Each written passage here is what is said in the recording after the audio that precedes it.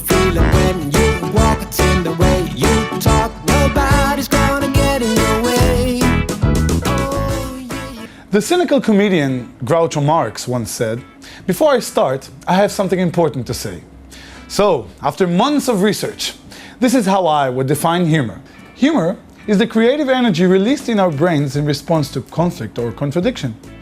In other words, it is nature's formula for conflict resolution and creative problem solving. Contradictions and conflicts are an inherent part of life, and nature made sure to empower us with some extraordinary tools to deal with them. Otherwise, we'd all be depressed, nervous wreck anxiety cases. We all know that life isn't perfect. In fact, it even sucks at times. Life's a piece of shit when you look at it. Life's a laugh and death's a joke, it's true. We all have our share of misery, false hope, and plenty of fears to cry over. So how do we cope with all this sorrow? And why is only 20% of humanity depressed pessimists, while the rest are positive optimists? It doesn't make sense, does it? We do in fact act and think irrationally, especially when it comes to our personal lives.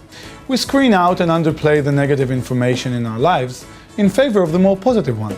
We become blind optimists, and that's what drives us forward and makes us want to go on living. I call it the "it won't happen to me" syndrome.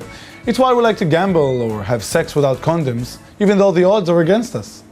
Watch Tali Sharot's lecture of the optimism bias on TED, and you'll understand how that works. In fact, the British government has recently acknowledged this bias for optimism and readjusted the cost of the Olympics project for it. So our inclination to be optimistic is one evolutionary mechanism for coping with a harsh reality. But what else did nature give us? Well, you guessed it, humor.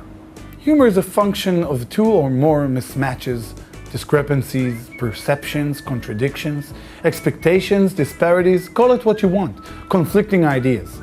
Even silly wordplays make us chuckle because our brains interpret them in contradictory ways. This is one of my son's favourite jokes.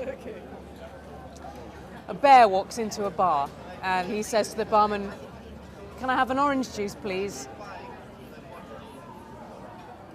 And a packet of crisps." And the barman says, "Why the big pause?" And most jokes work the same way. We expect a certain outcome, and to our surprise, it turns out to be different. The result is a giggle, chuckle, amusement, or even laughter. Scientists call it mirth. But in plain terms, it's good old-fashioned humor.